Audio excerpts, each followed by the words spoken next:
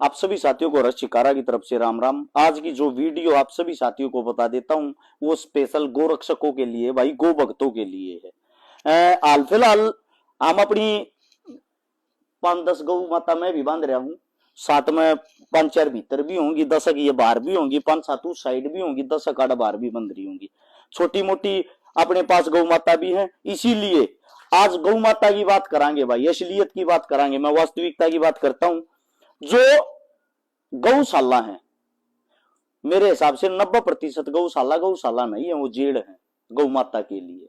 Jail कैसे हैं आप सभी साथियों को मैं एक बात बता देता हूं। उनके अंदर अगर आप जाओगे, लगभग आप मान के चलो, जिस गौशाला में 2000 गाय की कैपेसिटी होगी उनमें 5-5 हजार गाय भरी पाऊंगी। जब उनमें 5-5 हजार गाय जो भरी पाऊंगी, वे भूखी मरेंगी, टाइम पर खाना नहीं मिल रहा है, उनमें स्पेस नहीं मिल रहा है, वे तड़पती रहे हैं। हर रोज कम से भी कम 5 से 6 गौ माताओं की हत्या होती है, एक गौशाला में इतना आंकड़ा रहता है। अब क्या होता है आप सभी साथियों को बता देता हूं। हरियाणा में टोटल 600-650 गौशालाएं हैं। सबसे ज्यादा गौशालाएं सिरसा के अंदर हैं, और जो लगभग गौवा का आंकड़ा 2.5 लाख गौ माता अगर आप आंकड़ा निकालोगे गौशालाओं के अंदर है। 1.25 लाख से 1.5 लाख जो गौ माता वे रोडा के ऊपर घूमे जा हैं, आवारा घूमती हैं वे, क्योंकि उनके लिए कहीं भी जगह नहीं है। और आप सभी साथियों को सबसे बड़ी चीज बता देता हूं, जो साथी अपने आप को गोरक्षक कहता वो इस वीडियो को पूरी सुनना, पूरी सुनने के बाद अपनी प्रतिक्रिया देना। सबसे पहली बात, हरियाणा के अंदर जो देसी गौ माता, ये सारी देसी हैं जो अपने पास हैं, आप देख रहे हो, ये प्योर करीमो है, 30 से 40 हजार हैं सिर्फ। उनसे अलग हर जगह अमेरिकन, दोगली, रूसी, इस टाइप की गौ माता भरी पड़ी हैं। उनको आप गौ माता मानते हो या नहीं मानते हो उस चीजों का मुझे नहीं पता, लेकिन वे अपनी नस्ल बिगाड़ने लग रही, अपनी असली नस्ल ये है। अब बात आती है दूध की। हिंदुस्तान के अंदर लगभग आप मान के चलोगे तो आप सभी साथियों को बता देता हूं 14 करोड़ लीटर दूध पैदा होता है, उत्पाद होता है, और जो खपत है वो 64 लीटर दूध की है, 64 करोड़ लीटर दूध की। अब 64 करोड़ लीटर दूध होता नहीं, दूध होता है टोटल 14 करोड़ लीटर, यानी कि 50 करोड़ लीटर हम गंद पी रहे हैं। वो गंद जो थैलियों का होता है, डब्बों का होता है, जिनसे आप लोगों को कैंसर जैसी भयानक बीमारी होती है, ये मैं नहीं कह रहा, ये आपके हिंदुस्तान के वैज्ञानिक कह रहे हैं। अब बात आती भाई गौ माताओं की, गौ माता को बचाया कैसे जा, गौ माता की देखभाल कैसे करी जा, वापिस से गौ माता का दौर कैसा हुआ। जिस टाइम पे श्री कृष्ण जमीन के ऊपर था, उस वक्त हमारी जो जनसंख्या थी पृथ्वी के ऊपर, वो आप मान कर चलो 9 करोड़ थी, और जो गौ माता थी, गौ माता की संख्या थी 125 करोड़। कितनी? 125 करोड़। आज जो हमारी जनसंख्या है वो लगभग 125 करोड़ भी नहीं, 140 करोड़ हो रही, और जो गौ माता वो 9 करोड़ भी नहीं रह रही। देसी गौओं की बात है, देसी गऊ की जितनी भी नस्ल है। अब जो मेन बात आती है, वो मेन बात क्या है आप सभी साथियों को जो मैं बताना चाह रहा हूं। जो साथी कहते हमें गौ माता बचानी है, अगर आंकड़े के हिसाब से देखोगे इनके नाम के लगभग आप मान कर चलो, मैं आप सभी साथियों को अभी बता देता हूं, 62 हजार किले हैं जिनका अगर गोचरान भूमि, और वह भूमि ऐसी ऐसी जगह है, मेन रोडा पे, मेन हाईवे पे, मेन शहरा पे, मेन गामा के मेन ठिकाना पे, वह सारी की सारी जमीन थी गौ माता की। उस गौ माता की जमीन को कौन खा रहा है भाई, उसके ऊपर कब्जे कौन कर रहा है? कुछ सरपंच तो ज्यादा शाणे थे जिन्होंने उस जमीन को 2014-15 के आंकड़े के अनुसार 62 हजार किले, हाल फिलहाल रह रहे हैं 50 हजार किले। आरटीआई लागत चेक करोगे आप लोगों को पता भी लग जाएगा इस चीज का। और आप सभी साथियों को एक बात बता देता हूं, अगर ये 62 हजार किले इनके ऊपर से कब्जे छटवाए जा, कब्जे छटवा के उड़ा गोचरान बनाए जा, गोचरान की जो जमीन हो उसको छटवा के जगह जगह पानी पीने का बनाया जा, जगह जगह इनके रहने का स्थान बनाया जा। जितने भी रोड के ऊपर घूमने वाली ये 1.5 लाख गौ माता है, और जितनी भी 2.5 लाख जो गौशालाओं के अंदर रहने वाली हैं, उन सभी गौ माताओं को उनकी जमीन दिलवा दो। उनकी जब हम जमीन दिलवा देंगे, वह जमीन छुटवा देंगे, वह जमीन छुटवाने के बाद ये अपने आप ही सुरक्षित रहेंगे। इनको देखने के लिए लोग भी आएंगे, इनके खान पान के लिए, इनके घूमने के लिए इनकी जमीन मिल जाएगी। इब उस जमीन में हिंदू दाब रहा है कि मुसलमान दाब रहा है, मन तो पता नहीं। वह जमीन का आंकड़ा कटवा के देखो, दाब रहे हैं थारे मारे वर्गे।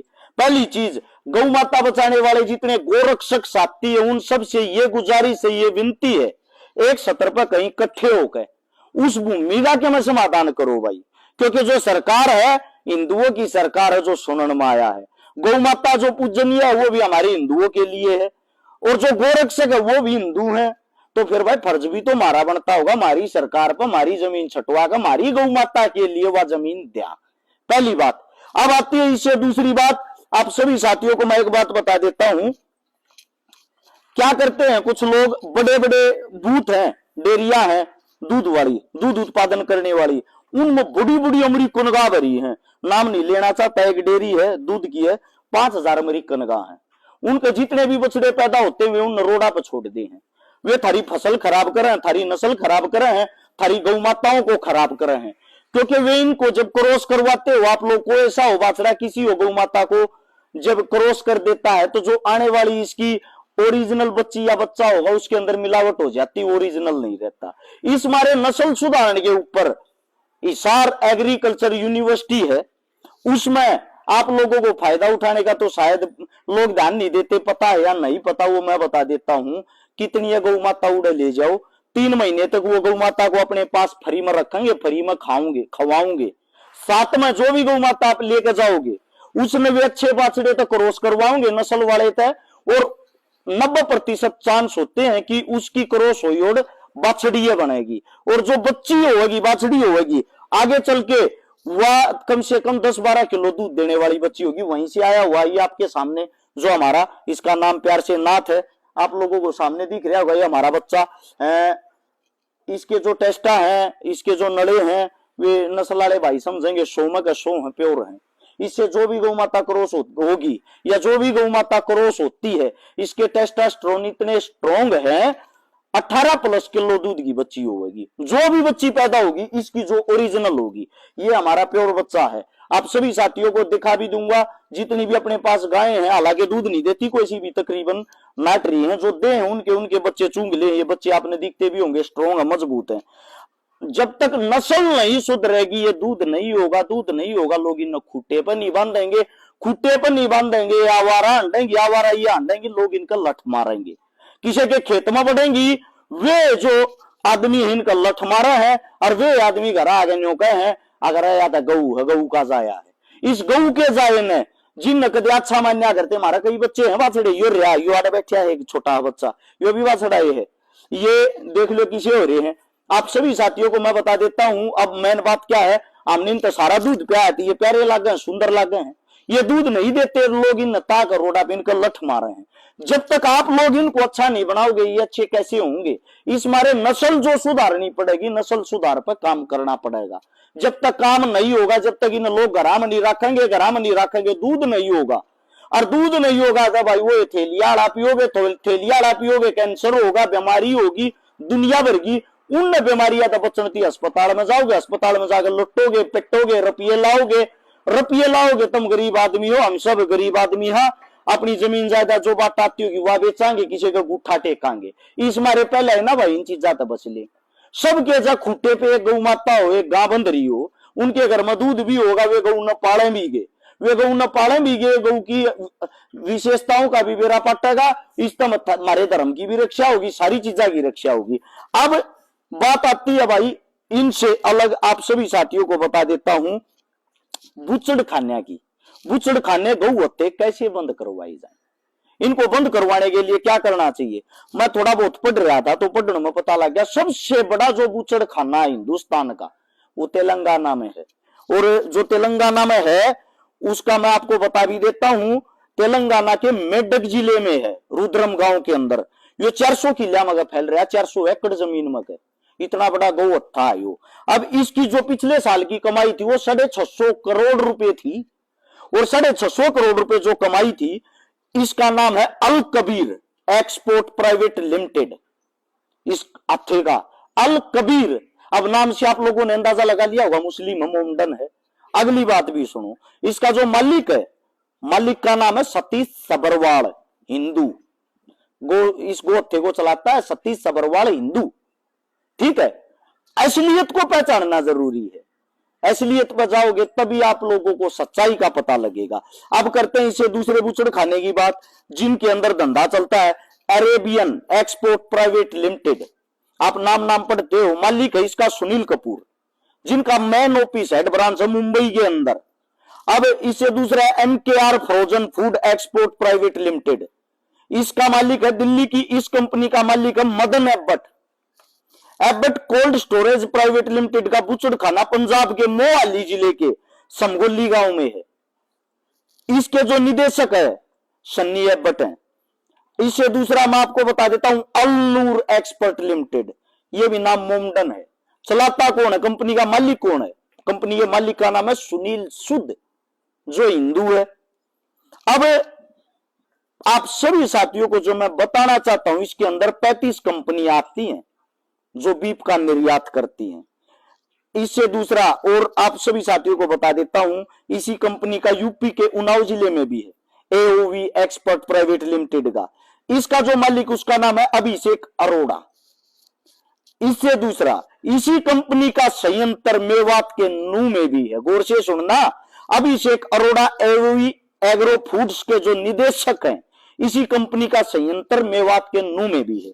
अब आती है बात भाई, आप सभी साथियों को बता देता हूं stand frozen foods export private limited. इसका मालिक है इस कंपनी का कमल वर्मा, यह भी यूपी के उन्नाव के चांदपुर गांव में है। एक है महाराष्ट्र खाद्य प्रसंस्करण कोल्ड स्टोरेज प्राइवेट लिमिटेड। इस कंपनी का जो मेन पार्टनर है उसका नाम है सन्नी खट्टर। खट्टर शायद हिंदू ही होते होंगे, हमने तो खट्टर हमारे CM साहब के नाम का पता है। ये बीफ का निर्याता है सन्नी खट्टर। अब मैं इसका खुद का ये माना, धर्म और धंधा दो अलग चीजें हैं, दोनों को मिलाना गलत है।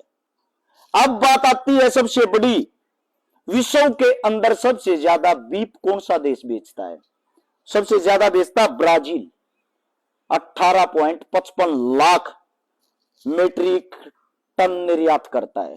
उसके बाद दूसरे नंबर पे भारत 18.50 लाख मीट्रिक टन का निर्यात करता है।